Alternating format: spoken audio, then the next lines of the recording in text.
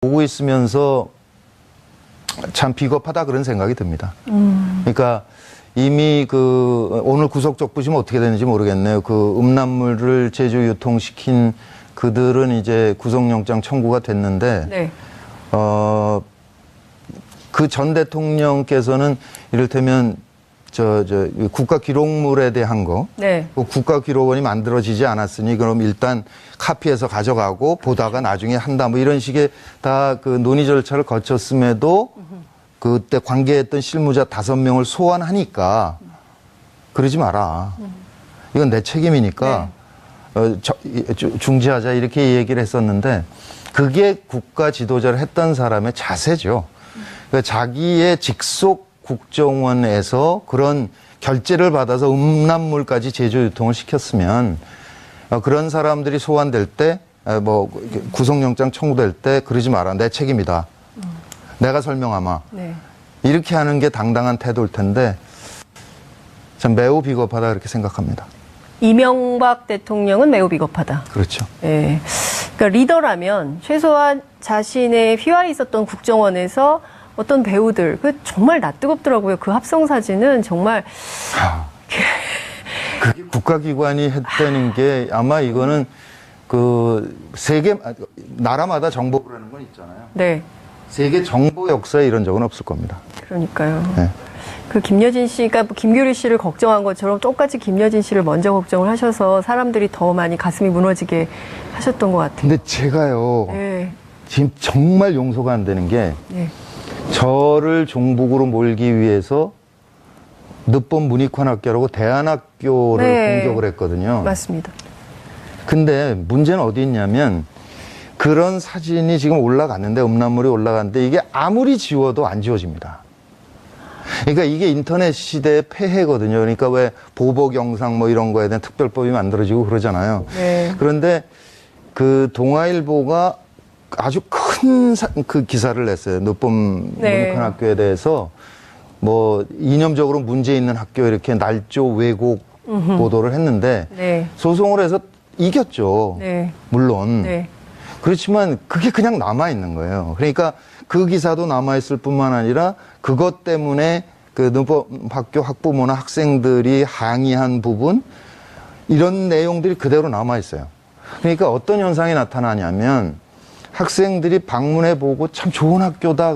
아빠 나 저 학교 갈래요. 너무 좋아요. 아빠 고마워요. 그래 놓고 3, 4일 지나서 못 가요. 왜 그러냐? 그러면 친구들이 너 빨갱이 학교 갈라 그런다며.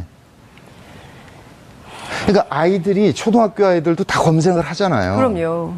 그 친구가 늦봄 문익환학교 간다 그러면 검색해보는 거예요. 그럼 거기 막 복잡한 얘기들이 쓰여 있는 거죠. 그러니까 우선 덜컥 겁이 나니까 못 가는 거예요. 그러니까 그 기사가 네. 한 4, 5년, 5년쯤 됐나? 근데 그 기사가 나오고 소송에서 늦봄학교가 이겼다. 그러나 그것은 그대로 남아가지고 지금도 영향을 미치고 있는 거죠. 그러니까 입학생 모집이 안 돼요. 늦봄 문익환학교 입학생. 그러니까 저를 공격하는 건 좋다니까요. 전 각오가 돼 있으니까. 제가 운동하다 죽는 사람 한두 사람 본 거 아니잖아요. 그러니까 정말 문제가 아니에요, 저는. 근데 어떻게 교육을 깨려고 그러냐고. 근데 그런 면에서 보면 김여진 씨도 지금 저 사진이 지워졌지만 아이가 지금 어린데 뭐 유치원 다니고 그러는데 초등학교 들어가면 검색할 거거든요. 그러니까요. 그러니까 저는 이게 조직운동도 했고 그러니까 뭐 조직과 함께 버틸 수 있는 거죠. 근데 김규리 씨 같은 경우는 그냥 홀홀 단신 자기가 하고 있는 게 감당이 안 되는 친구죠. 김여진 씨는 애기랑 앞으로 그거 어떻게 할 거예요? 근데 남자라서 잘 모르는 것 같아. 제가. 여성들이 느끼는 정말. 너무 참담하죠. 네, 제가 오늘 아침 이 방송 오기 전에 김여진 씨하고 텔레그램으로 메시지 주고받았는데 그래도 견디려고 한다. 주변에 많은 응원이 있어서 그러나 너무 참담하다. 이런 메시지를 보냈더라고요. 그러니까 이게 참 국가가 어떻게 개인에게 국민에게 이런 국가폭력을 저지를 수 있는가? 이게 과거의 독재 정권에나 있었음직한이라고 생각했는데 이명박 박근혜 정권에서도 여전히 되풀이되고 있었던 이런 이제 문제가 다시 확인이 좀 되고 있습니다. 이번에 좀 바로 잡아야 되는데 국가뿐만 아니라 지금 말씀 주신 대로 조중동 보수 언론으로부터도 많이 당하셨잖아요. 이 문제도 다소안에서 소송을 좀 하셔야 되는 거 아닙니까? 근데 언론은 잘 아시다시피 그 기사 내면서 변호인의 점검을 받잖아요. 네. 그러니까 이게 그 소송을 해봐야 별로 큰 효과가 없죠. 징벌적 배상제도 안 돼 있는 상태고. 네. 참, 그러니까 언론들이 그냥 폭력배가 된 건데.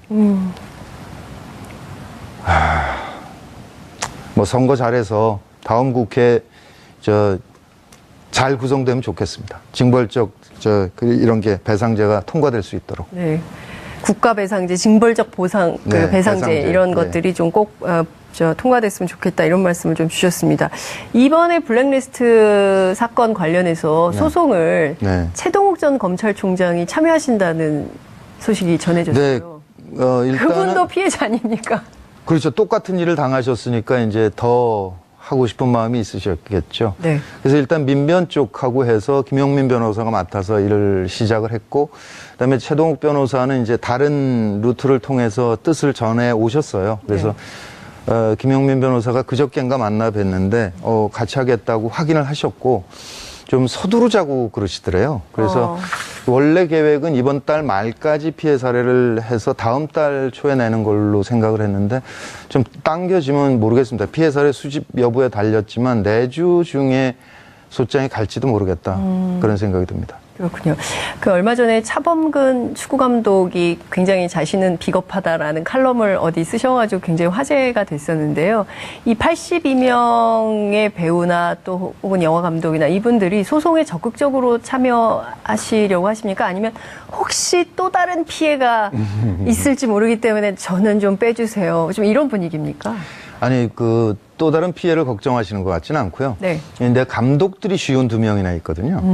근데 감독들 경우는 예술가는 작품으로 말해야지 라는 생각이 굉장히 강합니다. 네, 그래서 참 내가 모르는 사이에 이런 일이 벌어졌는데 뭐 이 또한 지나가리라 그러고 나는 작품으로 말할게 이런 생각을 하는 분들이 많이 계시고 그다음에 이제 그 방송을 많이 하는 분들 경우에는 또 계속 이걸로 이름이 오르내리는 게 활동에 아무래도 약간 그 지장을 줄 수 있는 거니까 좀 피하시는 것 같고.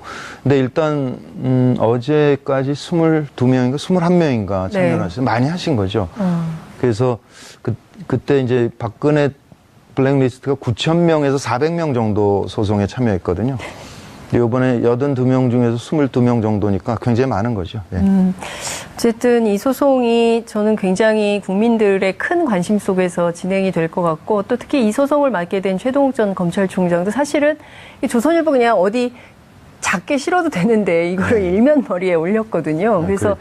예, 이런 문제가 다시는 좀 우리 역사에 되풀이되지 않아야 될 텐데 그럴까요? 어떻게 전망하세요? 이미 사실은 조선일보 같은 데는 매체 영향력이 많이 떨어졌기 때문에 우리가 하기 나름 아닌가 싶습니다. 지금 이거 뭐 팟캐스트라든지 이런 대한 언론부터 시작해서 우리가 열심히 의지를 가지고 그들의 공격을 방어해내고 또는 밀어붙일 생각을 지금 정도의 각오를 갖는다면 충분히 이미 그들 매체가 영향력이 떨어졌기 때문에 얼마든지 이겨낼 수 있을 거라는 생각이 들고요. 특히 지난 촛불 이후에 우리 국민들께서 정말 많이 달라진 거 아닌가 이런 생각이 들어요. 그러니까 전화 문자 이런 거 경우에 참여연대 활동도 해보셨으니까 잘 알지만 미국의 최대 시민정치운동단체 무브온의 50대 행동 강령의 맨 윗부분이거든요. 거기는 이제 스마트폰 전이라서 이메일 보내기가 맨 위에 있긴 하지만 이게 그야말로 10여 년, 15년, 20년 동안 시민단체가 그렇게 항의운동 합시다라고 얘기를 해도 안 되던 것이 지난 촛불에 그냥 저절로 이루어졌잖아요. 그러고 이해찬 총리가 7선 의원인데 그렇게 얘기를 하더라고요. 1만 원, 2만 원 이렇게 시민들이 거르지 않고. 모은 돈으로 후원 금액이 다 찬 경우는 7선 만에 처음이다. 정말 감격했다. 희망을 본다. 이런 얘기를 하시더라고요. 그러니까 어떻게 보자면 그 대의제도의 한계. 네. 그거를 직접민주주의로 넘어간 측면이 있잖아요. 한 국회 네. 3분의 2 동의가 불가능한데 국민의힘으로 밀어붙였고 헌재 통과도 그런 거고요. 그런 측면도 있고 동시에 대의제도 안에서 정상화하겠다는 그러니까 좋은 의원에게는 후원을 보내고 내 지역구 의원이 나와 의견이 다르면 계속 항의도 하고 네. 이렇게 참여하는 게 생겼기 때문에 뭐 조동문 뭐 이 정도는 큰 문제 없이 이겨나갈 수 있을 것이다 이렇게 생각합니다. 네. 보고 있으면서 참 비겁하다 그런 생각이 듭니다. 그러니까 이미 그 오늘 구속적 부심 어떻게 되는지 모르겠네요. 그 음란물을 제조 유통시킨 그들은 이제 구속영장 청구가 됐는데 네. 그 전 대통령께서는 이를테면 국가 기록물에 대한 거, 네. 그 국가 기록원이 만들어지지 않았으니 그럼 일단 카피해서 가져가고 보다가 나중에 한다 뭐 이런 식의 다 그 논의 절차를 거쳤음에도 그때 관계했던 실무자 5명을 소환하니까 그러지 마라. 이건 내 책임이니까 중지하자 이렇게 얘기를 했었는데 그게 국가 지도자를 했던 사람의 자세죠. 그러니까 자기의 직속 국정원에서 그런 결재를 받아서 음란물까지 제조 유통을 시켰으면 그런 사람들이 소환될 때 뭐 구속영장 청구될 때 그러지 마라. 내 책임이다. 내가 설명하마. 네. 이렇게 하는 게 당당한 태도일 텐데 참 매우 비겁하다 그렇게 생각합니다. 이명박 대통령은 매우 비겁하다. 그렇죠. 예. 그러니까 리더라면 최소한 자신의 휘하에 있었던 국정원에서 어떤 배우들, 그 정말 낯뜨겁더라고요. 그 합성 사진은 정말. 그게 국가기관이 했다는 게 아마 이거는 그 세계, 나라마다 정보부라는 건 있잖아요. 네. 세계 정보 역사에 이런 적은 없을 겁니다. 그러니까요. 네. 그 김여진 씨가 김규리 씨를 걱정한 것처럼 똑같이 김여진 씨를 먼저 걱정을 하셔서 사람들이 더 많이 가슴이 무너지게 하셨던 것 같아요. 근데 제가요, 네. 지금 정말 용서가 안 되는 게 네. 저를 종북으로 몰기 위해서 늦봄 문익환학교라고 대안학교를 네. 공격을 했거든요. 맞습니다. 근데 문제는 어디 있냐면 그런 사진이 지금 올라갔는데 음란물이 올라갔는데 이게 아무리 지워도 안 지워집니다. 욕한학교 간다 그러면 검색해보는 거예요. 그럼 거기 그 막 복잡한 얘기들이 쓰여 있는 거죠. 그러니까 요즘 덜컥 겁이 나니까 못 가는 거예요. 그러니까 그 기사가 네. 한 4, 5년, 5년쯤 됐나? 근데 그 기사가 나오고 소송에서 늦봄학교가 이겼다. 그러나 그것은 그대로 남아가지고 지금도 영향을 미치고 있는 거죠. 그러니까 입학생 모집이 안 돼요. 늦봄 문익환학교 입학생. 그러니까 저를 공격하는 건 좋다니까요. 전 각오가 돼 있으니까. 제가 운동하다 죽는 사람 한두 사람 본 거 아니잖아요. 정말 문제가 아니에요, 저는. 근데 어떻게 교육을 깨려고 그러냐고.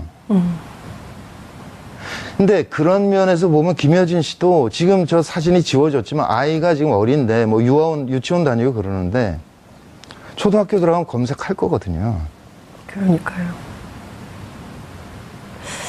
그러니까 저는 이게 조직운동도 했고 그러니까 뭐 조직과 함께 버틸 수 있는 거죠. 근데 김규리 씨 같은 경우는 그냥 홀홀 다니신 자기가 하고 있는 감당이 안 되는 친구죠. 김여진 씨는 애기랑 앞으로 그거 어떻게 할 거예요? 근데 남자라서 잘 모르는 것 같아. 제가. 여성들이 느끼는 그 정말 너무 참담하죠. 네, 제가 오늘 그거는... 아침 이 방송 오기 전에 김여진 씨하고 텔레그램으로 메시지 주고받았는데 그래도 견디려고 한다. 주변에 많은 응원이 있어서 그러나 너무 참담하다. 이런 메시지를 보냈더라고요. 그러니까 이게 참 국가가 어떻게 개인에게 국민에게 이런 국가폭력을 저지를 수 있는가. 이게 과거의 독재 정권에나 있었음직한이라고 생각했는데 이명박 박근혜 정권에서도 여전히 되풀이되고 있었던 이런 이제 문제가 다시 확인이 좀 되고 있습니다. 이번에 좀 바로 잡아야 되는데 국가뿐만 아니라 지금 말씀 주신 대로 조중동 보수 언론으로부터도 많이 당하셨잖아요. 그러니까 이게 인터넷 시대의 폐해거든요. 그러니까 왜 보복 영상 뭐 이런 거에 대한 특별법이 만들어지고 그러잖아요. 네. 그런데 그 동아일보가 아주 큰 그 기사를 냈어요. 늦봄 네. 문익환학교에 대해서 뭐 이념적으로 문제 있는 학교 이렇게 날조 왜곡 보도를 했는데 네. 소송을 해서 이겼죠. 네. 물론. 네. 그렇지만 그게 그냥 남아 있는 거예요. 그러니까 그 기사도 남아 있을 뿐만 아니라 그것 때문에 그 늦봄학교 학부모나 학생들이 항의한 부분 이런 내용들이 그대로 남아 있어요.